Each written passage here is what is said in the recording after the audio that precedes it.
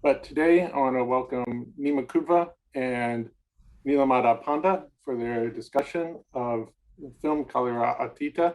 Neema Kudva is Associate Professor of City and Regional Planning, Associate Dean of the Faculty, House Professor and Dean of Carl Becker House, South Asia Program Core Faculty, Lead Faculty on the Neil Gary's Field Learning Center, and wonderful person at Cornell University. And please take it from there, Neema, and lead the discussion with Nila Madhab Panda. Thank you, Daniel. I think only the last part really matters. Thank you for that very kind sort of introduction. And so thank you so much, Mr. Ponda, for being here. I really appreciate it. Loved the movie. We talked about it a little bit before people joined us. And so what I want to do today is so what we'll do today is maybe you and I have a bit of a conversation about the movie, about the film, about your creative process, which I find so fascinating, whatever little I've read up about it, your biography. It's so you have this oeuvre of work. It's over 70 films, right? There's feature films, some of which are really quite well known, like I Am Kalam or Jalpuri or Kadvi Hawa, which I actually enjoyed. And so there's a body of work around feature films, and then there's this body of work around shorts and documentaries, right? And that sort of goes into what I think in development speak we call social issues, right? Water, climate change, sanitation, etc. And I think of as issues that are fundamental to life and to livelihood, Absolutely. Yeah. right? And so you have this fascinating body of work, a really interesting sort of biographical journey. And I thought, and then these movies which have won, like I Am Kalam, won so many international awards. You have a Padma Shri from the government of India, so you have a very distinguished career. And what I thought we'd do though is, because most of the people who will view this webinar or who are here today with us would have watched, Kalira Atita, right? And so Yeah. we'll start with a focus on that. But if you could bring in your entire body of work, that would be fantastic. I would be really interested. So, I'm happy to. oh, thank you. And so shall we start with, just tell us more about sort of the creative journey of making the film. What were you working through, as you were, and I'm not going to, if you want me to give a synopsis of the film, I can, but you can too in talking about it. So shall we start with that? Yeah. Thank you for having me. I mean, it's a privilege, pleasure to show the film to the Cornell communities. And I'm sure the film would have, my whole idea of making this film is to kind of create an impact, to create dialogues, to create Mm-hmm. more talks around it, because I'm sure it's a disturbing film, Mm-hmm. because I was as disturbed as you see the film, because way back in 2005, when I saw this, one of the mainstream Delhi's front page on a Sunday morning, I saw this image of a hand pump inside the sea, Mm, and that disturbed me a lot. mm. And then I started finding it out. What has, I mean, usually, I don't know outside the knows or not. Hand pump is generally Yeah. inside the village or Yep. outside the village. It's for the drinking water purpose, Yep. mostly. Yep. And it disturbed me so much that I started finding out what must have happened, that hand pump has gone inside the sea. We'll see. And so while I started searching, I realized that. I went to this village, and this was I got a that point of time I had applied for a fellowship from UK High Commission, and I got that. I Mm, said, "Can I do something research-based film on this? What must have happened?" And I went there, and we realized that out of 7 villages, there was 3 were already inside the sea. And what you see apart from the hand pump is remnants of the houses, mud houses, remnants of a school mm, building. And mm. it's terrible image, terrible image. 15 years back, I'm talking about the story. And then I kept on following what would happen, because many said that this is a recent phenomena. Okay. Mm, And so 15 years down the line in 2019, when I went, there is no human anymore. No more villages, no more people live. Mm. Look, in irony, to tell this story that climate change is wiping out civilizations, Yeah. wiping out the very basic revenue map, what you call, it is Yeah. changing the geography. So there used to be 7 villages, they're not there anymore. Yeah. So now I remember when I went in 2005 and people were showing that, oh, my village was there, the King's Palace was there, the children would say my school was there. So it's terrible. It's right here. You Yeah. witness this kind of a thing. And that made me, I had made a documentary. My first documentary was called Climate's First Orphan, which was Mm. from this Mm. fellowship I made. So then I said, okay, here is something, it's terrible. And the people who face this, imagine the emotional impact, economical impact. I said, I better do something to actually communicate the story. Mm-hmm. So this is where the whole creative process began. Mm. It was not an easy film for me to put down in a script and make a, what we call a bond script Mm-hmm. with a screenplay, dialogue, everything. I said, how do we do that? Mm. And it's not that budget like a Hollywood film, climate change film budget, which has, you create a set out of something and a lot of Right. effects and all that. I said, no, I have the story, I have the place. All I need an actor, and I'm the storyteller. So I know the Mm. story. Mm. So I decided to move. It was one of my first films to move Mm. without a script. Okay. So the night it struck me that I want to do a feature film out of it. And none of the crew knew what they're going to shoot. Okay. Mm. So I called an actor who is superb, who had worked with me. I mean, he's a very good actor. He's done a couple of Hollywood film also, Mm. Million Dollar Arm and many other Oh, okay. films he has done. Peter Bass has done a couple of good films. Mm. So I said, here is something which is very challenging. The bigger challenge is there's no place to eat, no place to sleep, and you are in jungle. And absolutely bizarre. It's not even like a gorilla suit where you have little Right. facilities. Right. So he said, what is the story? I said, it's just about a man who have lost everything to the sea. Mm. And I can't tell you more than that because I want you to live with me Mm. to know the story and act on that. Mm. He said, Mother Bhai, like Mother Bro, how do you expect me to act something like that if you don't have a screenplay, don't have a story? Mm. I said, that's the whole idea. Can we dare to do this? Let's go. If not, it's just you can consider it to be a adventure trip. So we did. Yeah, honestly, I mean, I didn't know the film would be made or not made, or we never know. We had a And plan of how big was your crew, madam? crew was big, like 50, Okay. 60 people. Oh, It's pretty wow. big. Yeah, You took that many. Okay, huh? yeah. It was needed. I mean, why it was needed? Because see, it's like you need rest. There was nothing. So we bought that temporary cuts and the generator, we took those 2 generators because you have to recharge your lights, Right. recharge your batteries. Right. So to feed, if you have 30 people, to feed 30 people, you need 5 people. Yeah, I Okay. know. Right. From the base, if it is 5 kilometers or 3 kilometers, the locations of shooting, the food making to transportation. Yep. Okay. Yep. So most important was it was a deadly weather. It was like Mm. 47 degree with moisture. Mm. So it is you sweat and the heat. So Yeah. the for water supply itself, you need two, Mm-hmm. three people, Mm-hmm. Mm-hmm. and the place has nothing. Okay. So it was crazy. So we landed up in the location and everyone is looking each other's and they said, what are we going to do? Where are we going to stay? And it's like ghost houses.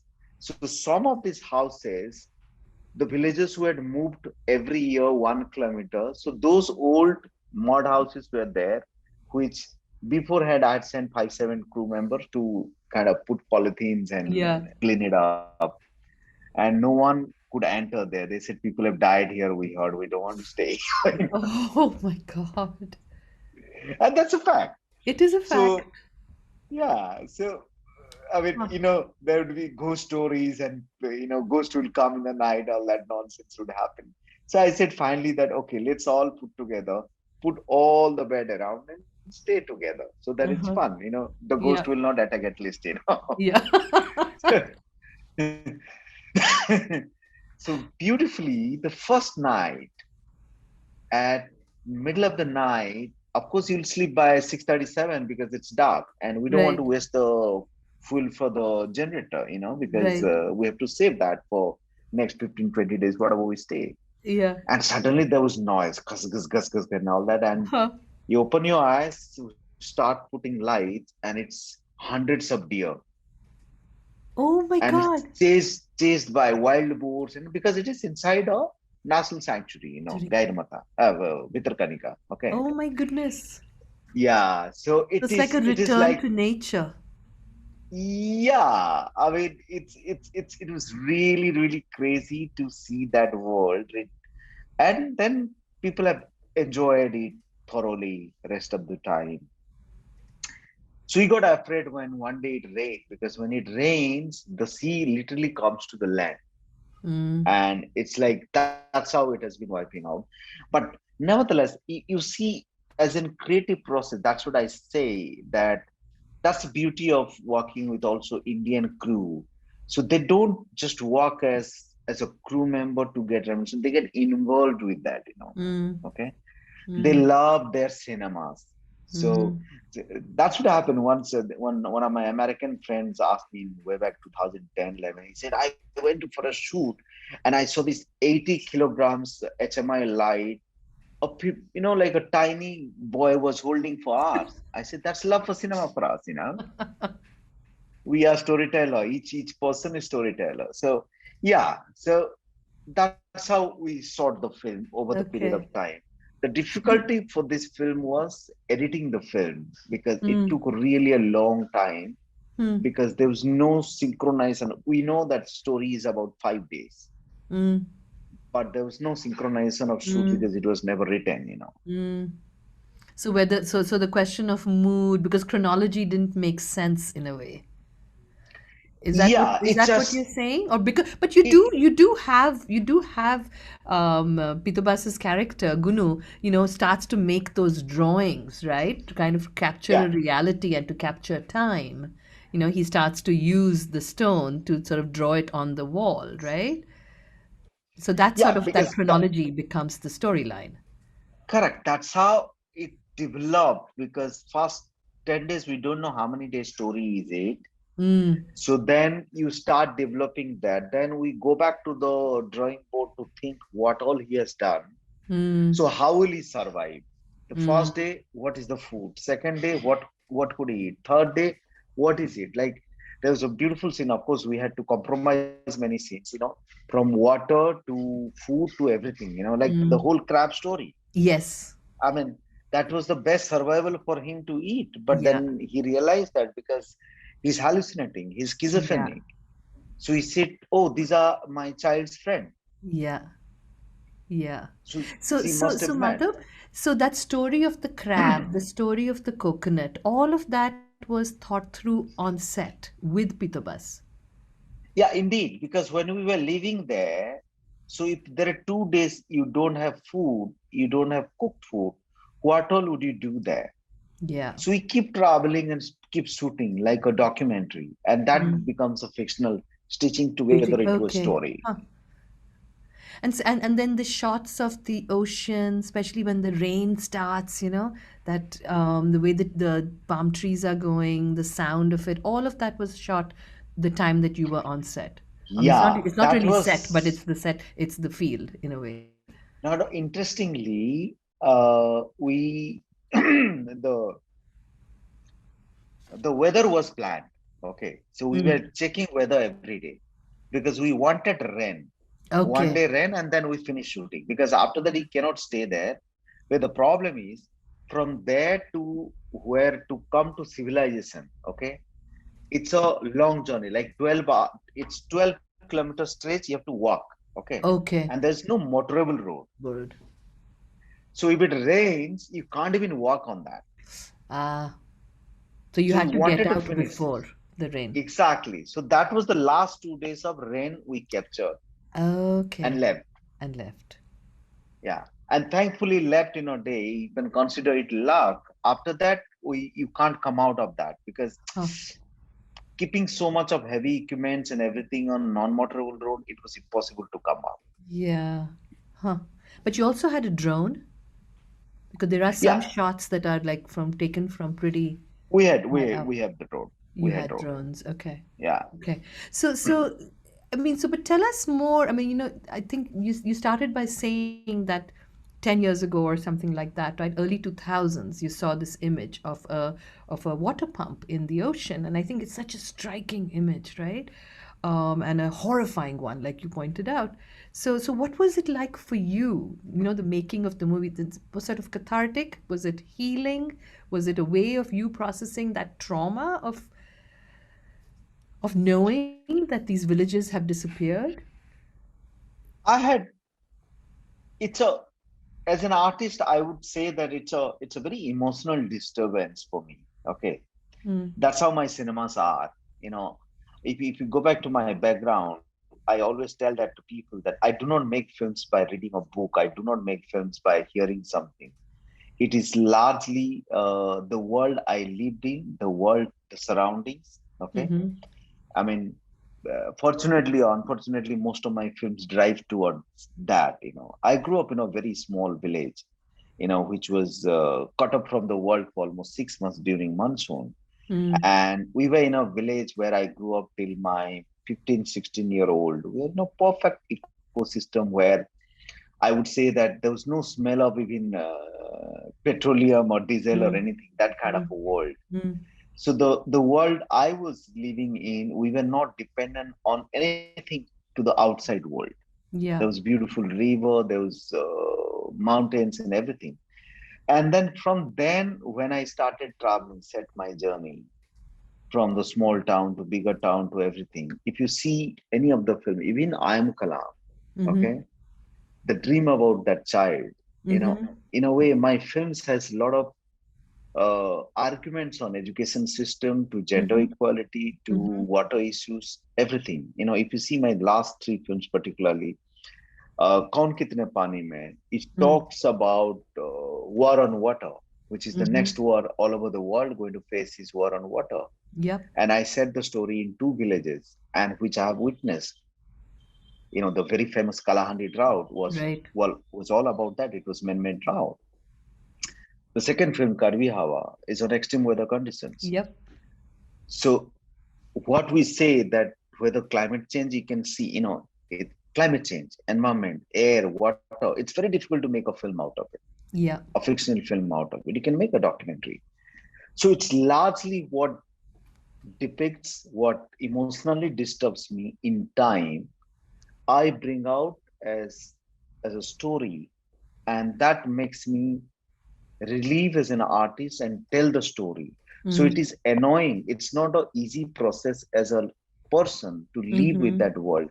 It's very disturbing as in the creative process itself when you're making the film.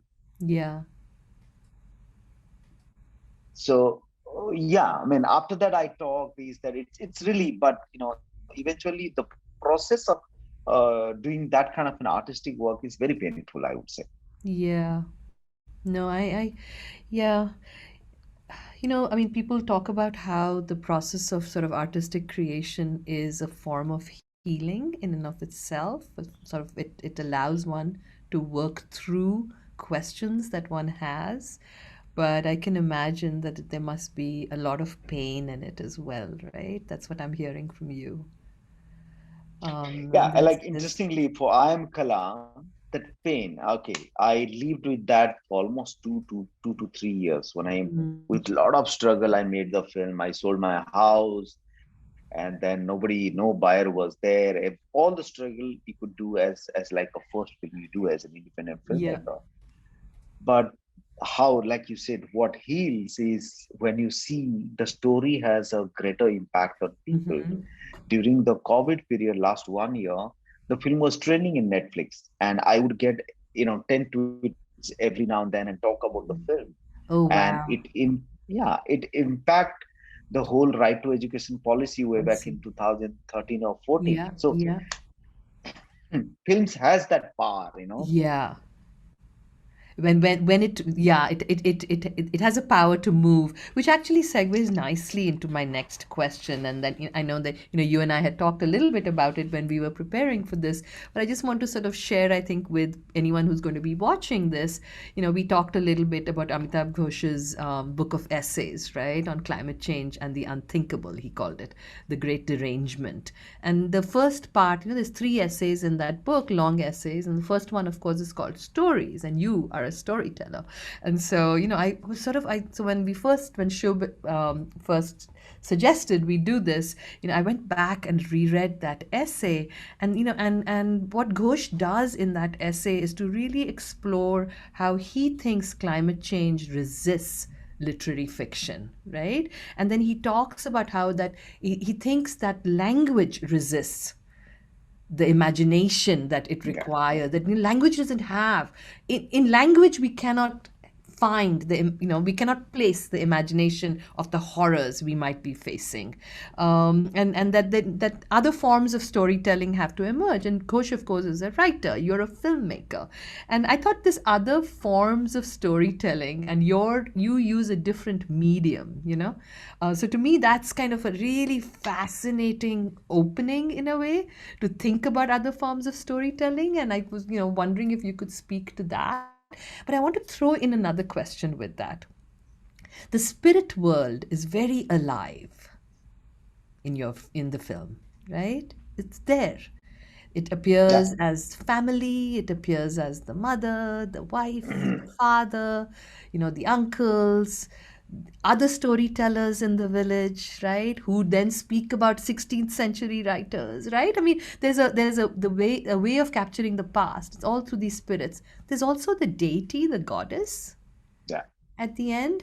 And so I see that world of, so you've kind of captured, for Ghosh in his writing, he talks about how nature that we've kind of tried to tame and humanize nature to the point where we don't know how to deal with it anymore, when it rages, when it goes out of control, right? And that's what you've been trying to capture. And you have both the ocean, you have the coconut trees, you have the crabs, you have the spirits. And so I just want to hear you speak about that storytelling that brings all of this together in the face of this unthinkable tragedy and trauma.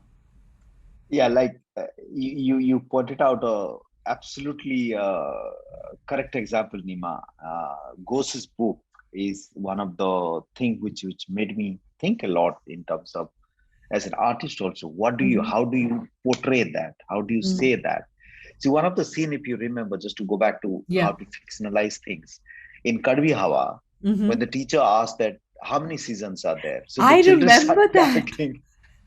Children started arguing 2 seasons, 3 seasons, Yes, that, and he says, you know, it's only Garmi and Sardi. exactly. It's nothing ये else. 2 दिन के लिए बरसात आती है, Hmm. right? Yeah, I remember Huh. that. Huh. And if it rains for 2 days, how can you call it a Yeah, season? yeah, yeah. And the girl goes back to her grandfather and asks, is it true? He said, Yes, absolutely, because things have changed. yes, That's yes, the best way you portray how season changes, yes, how the world has changed. So coming back to the spirit of, the deity spirit, everything you say, imagine whether we believe in God, goddesses, spirit or not, but there is an external power. Like you said, we have, we in our own way, we have tried to control the nature. yeah. And we all know that it is giving back to you. It is all done by us. Mm-hmm. That's one planet. Whatever the way you consider, in whichever the religion, whichever the spirit, the way you consider, you will find the same thing in everything. Now coming to what 16th century, if Mm. Achidanand said that the world will go under water one day, there will be war in Middle East. If he has pointed out all that, so why it is happening. It is scientific also. All you have to believe and imagine in Hindu religion itself, or all our mata or everything, whatever the spirit we call it, water has been prayed. Sea is a mother. Sea is Mm, a goddesses. The jungle has God. Okay. I'm working on a series which is largely on that's called on purely on environmental criminalism. It's a thriller, massive action mm, thriller I'm working on. Very small thing based on the people who have prayed that mountain, and that mountain is going. mm, But I have worked with this. I went and lived with these tribals. They can give their life. That belief is so much with the deity of a stone in the mountain. mm, Go back and see what happened to Lanjigat, the whole Vedanta controversy. mm, If they said it's our Raja, it's our king, it's our God, you mm. cannot take the mountain away. It's not about your mining or your steel or anything. Totally. So the moment, that's how in every form of nature is there is a spirit, there is a belief, there is a aesthetics as human, religious aesthetics with all of us. So the moment you don't believe in it, why you don't believe in it is always because it's your, you know, what do you call your easiness, because you want to change it, Yeah. because you want something, it's your greed. Yeah. Simply human greed have changed your aesthetics of life, ideology of life, spirit of life, believe in the whole spirituality or religion. We change that on our own, At our own for our peril own in a greed. way. And Mm. yeah, absolutely. So I So think who's if who's the who's the goddess who comes out at the of the ocean? so in Satavaya, it's Yeah. called Goli Mata or something. See, because in every part of Oh, if you travel in this 5,000 kilometers of coastline in coastline. India, Yeah. so every part has a different goddesses they play. So In these are Hindu like, religion, it's a different yeah, thing. I know. So it's like a deity, or sort of like a protection. She's a territory, sort of territory and protection deity.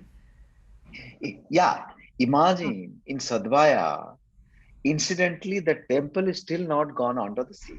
Okay, Ah, for those 7 villages, they still one priest goes to the temple, and pray, do does that, the and and comes does. back. Oh my Yeah. goodness. Okay. So they said she has been protecting us. That's our sea god. Okay. Okay. And in very interesting temple, what we had. Huh. Interesting. So deity for river, for sea, there is a common one, but at the same time, in each part we have, like I grew up in a river called Mahanadi. Yeah. Okay. Yeah. So we have a deity of Devta, not Devi. Okay. Okay. It's a So devta. Kala part. Okay. And it's where they place very interestingly see. There is river Huh. and this is village. Yeah. In between that, the temple would be there. That is Okay. always protecting you from Protecting everything. the village. Huh. Yeah. Interesting. Yeah. For me, that And was because of so, her, yeah. it's also interesting that from flood, she will protect you. Every time the deity comes in my village now also, it comes in live form in Yes. once in a year. Yes. Once And a then year. he gives that prediction of this year's rain, flood, Yes. everything. Yes. And I thought the when the deity appears, right, the music, it's the drumming, right, which is something so there's something so Yeah. primeval about that, and it's also the sound. I mean, that the rhythm of that, the cadence of those drums are, I think, across India. You have such similar rhythms, right? I mean, the part of India that I come from has such similar rhythms of that we hear. The sounds are Yeah. there. That there's a certain Yeah. kind of a sound. So that was really quite beautiful. But just sort of now moving in a slightly different direction, maybe. Um, the fact that Gunu has lost his mind in a way, right?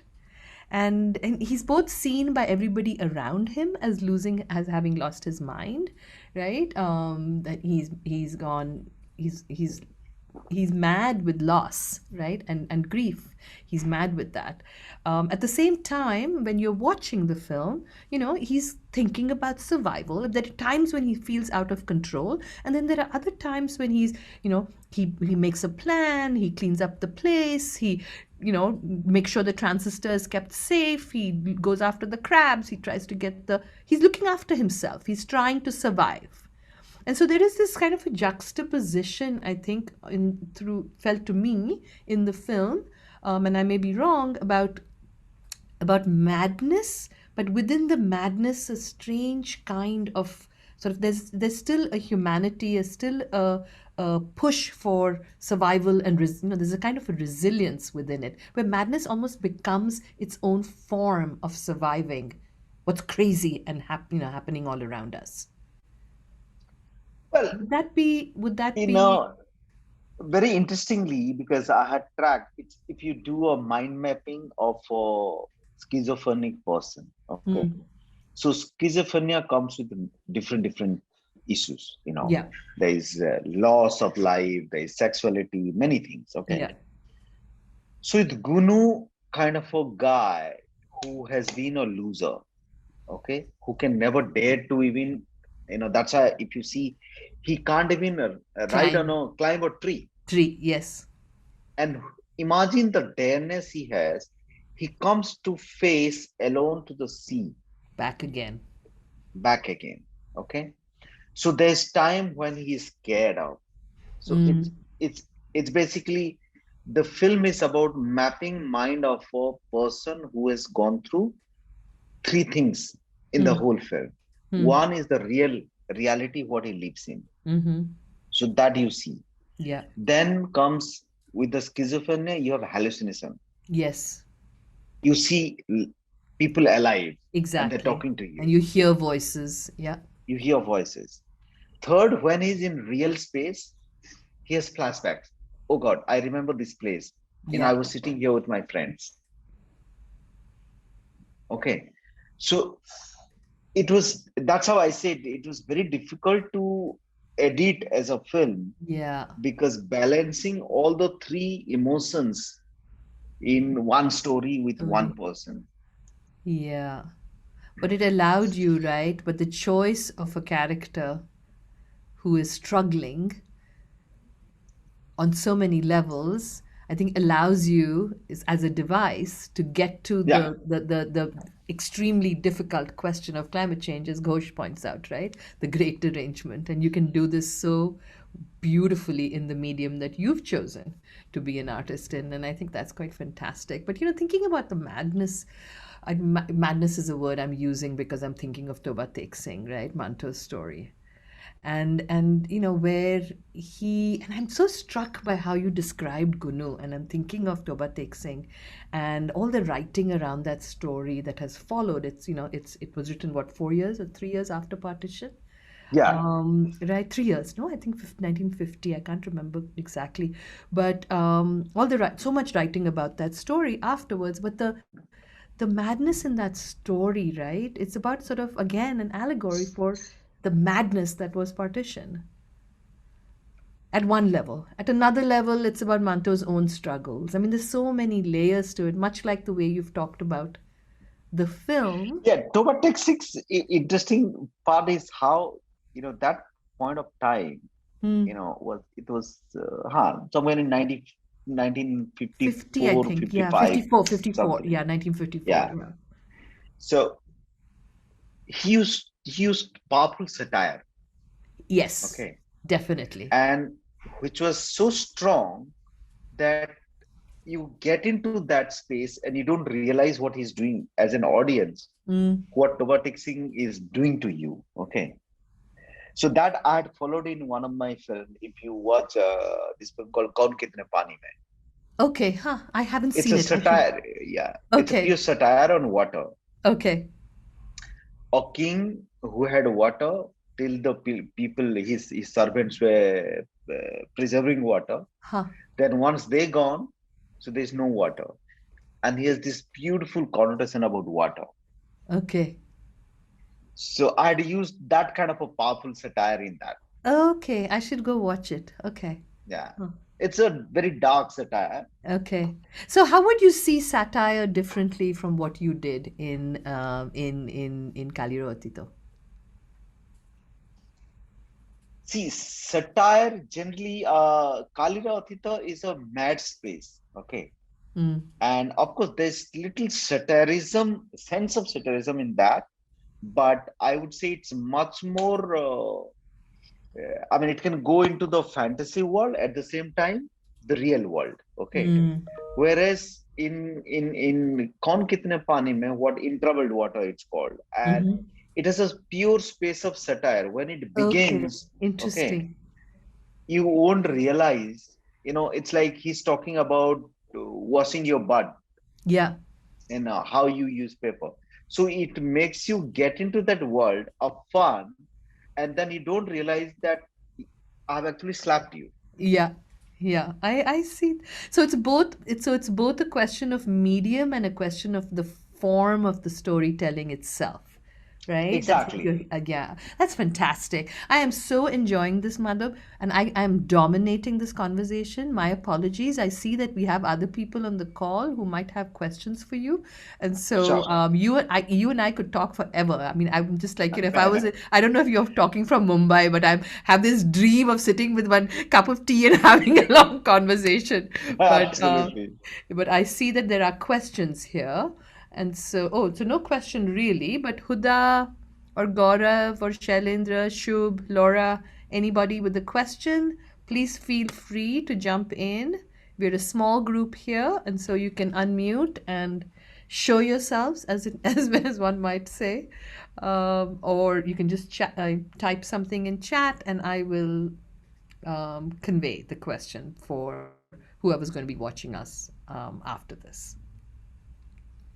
And if there aren't any questions, you and I can keep talking. So when the deity of the ocean, and you mentioned her name, and I can't remember it now. That's a Naga. That's we call Naga Baba, the Oh, deity which okay. comes in the film. Yeah. Okay, So but I it's mean, so it's so the it's form of it, so were you hearing, were people telling you about the form? And I'm interested also, I guess I'm curious about the aesthetics of it. well in the coast because of we believe in Lord Jagannath, Yeah. and Lord Jagannath is like our main god. And so this year, in fact, very interestingly, the Naga Besa comes. Naga Besa is Naga is Naga Okay. Baba comes. Yeah. It's basically on the face of destruction or something, Okay. where you as human you have to survive on that, something like Yes. that. So so why I wanted it to come is how you start seeing the sea, and metaphorically you don't see as in, like we say, like Lord Jagannath comes in different avatar, so Mm, different form. Okay. mm, So Naga Baba is one of the form. Okay. Where I wanted this to come when he start thinking that, because I wanted to give a face to the sea, ah, that it will come in this way, this way. as my mother, as my everything, Mm, and it will take me home. mm, hmm. So that's how that sound and everything. I was gonna. When you get scared as audience that the sea will come and kill him, he started believing that, oh, finally it has come. It will Mm, take me home. oh, mm. But end of the film, that's what you realize, that Yeah, reality is something else. it is. It is. Huh. Sea never takes anything. It gives you back whatever Yeah, sea takes. I know. That's beautiful. I see a question from Huda here, Madhav. She asks, or they ask, how would the story and the film change if your protagonist was a woman? Well, I never thought of. I mean, why the protagonist was a man is because, as in the place I sought particularly, is it is the man who brings money home. It is the man who runs the family. And when I wanted to have that kind of a face where the man is a loser, he's not earning anything, which is why most of the family has been shifted. but this man is not been able to do anything, which is why they have never shifted. And Mm. end of the day finally he tried to get something home, the family is taken away by the sea. So why man is because the man is the sole breadwinner of the family Mm. in the social context of that particular geography. Yes. So which is why I never thought of a woman doing the character. Like I had another documentary where there was the if you talk about that, I'll give you a best example. So we had this world's one of the worst cyclone hit to Odisha in 1999. It killed almost more than 10,000 people. Yeah. Okay, Yeah. and 2 years later, okay, so it's again it's a very inspiring story, I must say. 2 years later, I was working with UNDP to do a film, and we wanted to see hope that such humongous number of people died, and people started living hope that another cyclone will come, it will kill us. And then what is the point living here? Whatever maybe the government is doing or UN is doing, it doesn't matter, because ultimately, which is where this whole idea of emotional impact of climate change I try to capture in Right. Kalira Atita. Right. So 2 years later, while I was doing these, I almost shot 30 days. It was everything about government has made a house or something or land, these, that, this, that. And I wanted to have a story. Mm. And we lost hope on the story. On Mm. 30th day, we said that it is not happening. I can't do this film. We'll make it like a PowerPoint presentation with the government that, okay, this is what you have done. Over. So I got really frustrated. And that night only, suddenly I recalled, oh my God, there was this woman who was pregnant. Mm. I said, huh? Which village? Close by. Well, let's go early morning. Morning 5:30 we went. So when we went, it was this woman who was washing utensils in the pond. And I went, sat with her. I said, you were telling that you had two children. She said, yeah. What happened? She started telling the story. So while cyclone came, her husband was away, and her mother-in-law and two children were, literally she took away. She was alone, naked, lost somewhere. Husband comes back from the city and find her. Great. So they never, and she had this, what is that process? So she never wanted to be. So they went to the doctor and they did that tubectomy process. Okay. So that she would never get pregnant after two children. And guess what? After 2 years of cyclo, she said, I got so much of support. I want to live this life with my husband. She went back to the hospital to reverse the tubectomy and got pregnant again. Mm. So I captured her on her 6th month of pregnancy, that she said, I want to live this life. I still have a hope that we can survive and we can have a happy life. Mm. So that's the woman. It's the woman who says that I don't care. No, I need to find a way. So that's what you call it climate adaptation. Mm. It is the women who showed that no, we can survive. The men never wanted a child. The women said that no, we have got a concrete Mm. house, we've got to sea, we have got a cyclone shelter, and this is what the life is. And the path forward. Oh, I don't know. I mean, there's so much to talk about with climate change and the questions of adaptation, right? How do we really think about adaptation with fully respecting what people need, what the woman that you're describing, her family, livelihoods. How do we think through that as opposed to creating seawalls and things which don't make the same kind of sense. But I see another question here in the chat. And Laura, do you want to ask your question of Madhav, or do you want me to? I can try to ask. Okay, Thank why you. don't you? So I viewed the video or the movie last night, and when I viewed it, I imagined the reason why the character had schizophrenic episodes was as a trope for that great derangement that was mentioned in the conversation before. Was that your main reason for giving him schizophrenic episodes as a perhaps a way to deny that there is this reality of climate change by focusing so much on the past and being unable to accept the present? Or am I a little bit off base, and were there other reasons for casting the main character that way? Well, if I understood clearly, it was clearly that if, like I said, so one of the thing I have witnessed, so this character is driven from the so that particular area in the east coast has in Odisha particularly, has faced many cyclones. Cyclone comes, it devastates people's their lives, it takes away life, agriculture, economy, everything. So I've witnessed those characters. So the reason his schizophrenic episode comes is, for any human being, the moment you lost somebody close suddenly, it affects your brain in certain way that you may not be able to come back to normalcy ever. So either you become totally schizophrenic or the schizophrenia episode will come.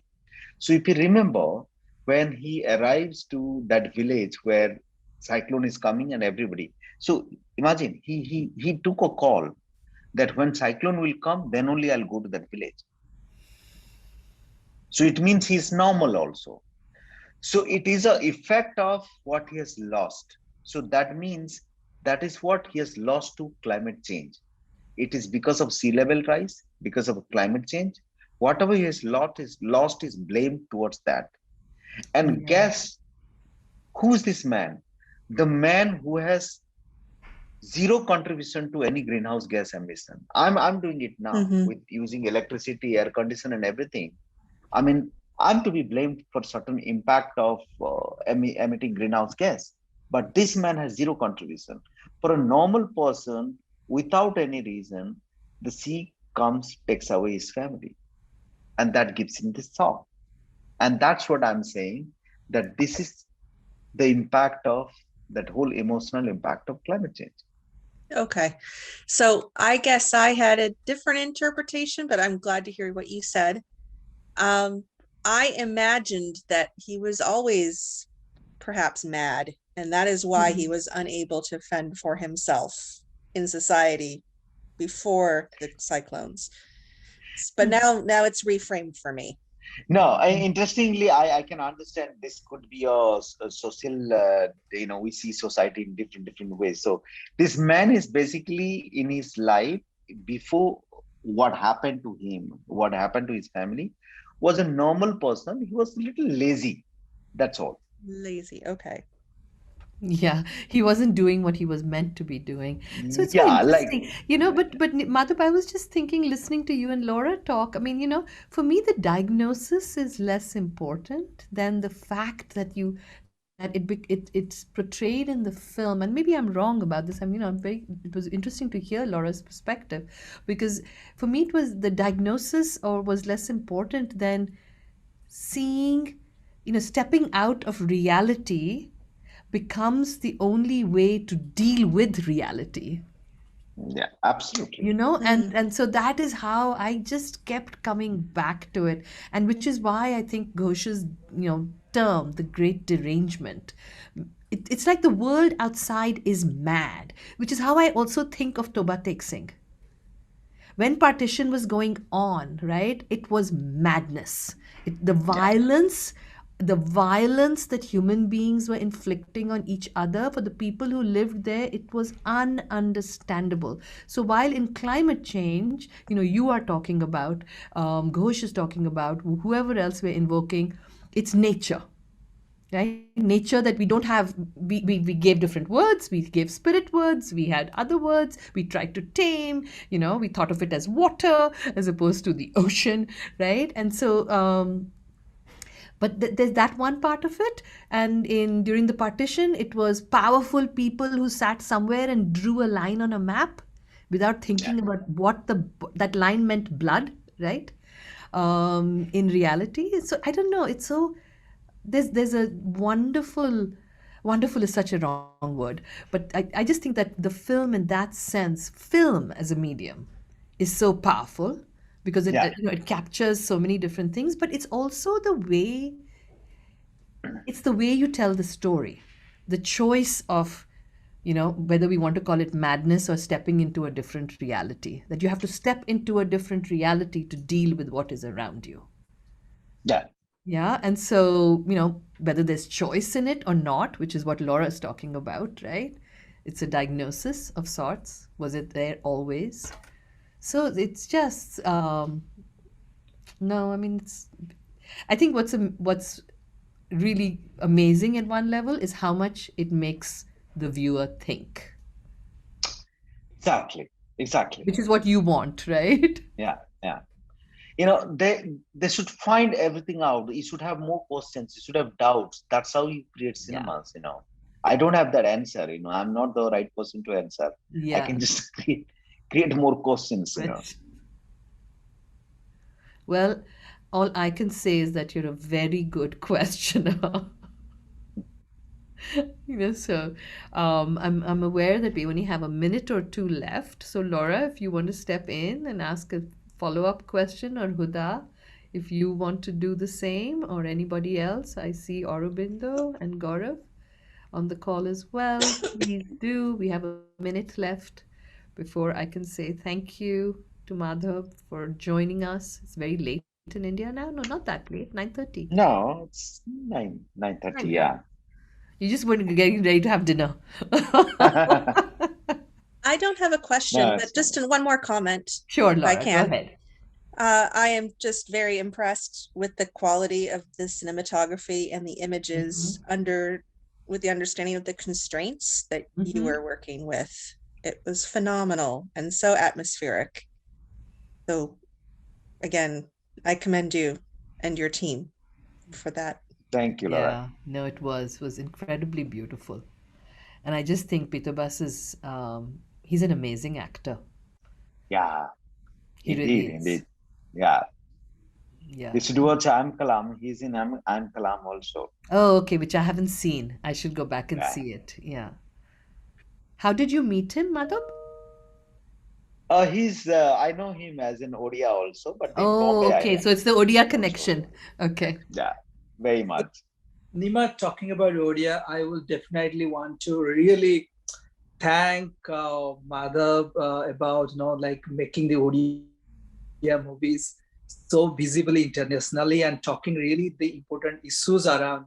And also he's been talking about I Am Kalam and also the other movies, but he had also made the Dhanak one movie with that, and that movie really, the first time I saw that movie, and that movie really touched my heart. Like I can still feel the goosebumps when I think about that movie. Huh. That's about like two siblings, one small brother and sister. The sister is trying. They're like in 7, 8, 10-year-old siblings in Rajasthan. If I am correct, in that. Yeah. The brother is blind and he wants, like, Dhanak means the rainbow for Laura and others who don't know, and he has a dream how the rainbow looks like. His sister, who is 10, 11-year-old girl, struggles and brams through to give him ability to see a rainbow.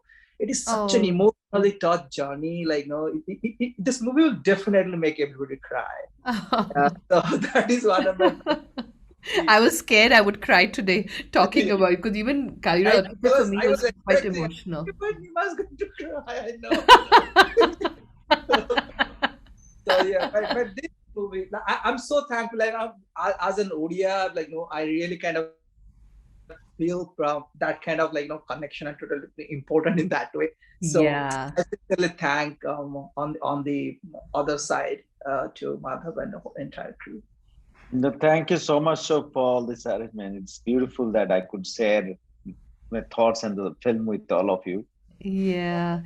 So I'm aware that up with time. I wanted to actually talk more about being Odia and what it means, right? And because I think the whole issue of places in India that get marginalized in terms of the bigger Indian identity, right? And that get pushed into corners, and yet of course it is part of that Indian identity. And what does it mean?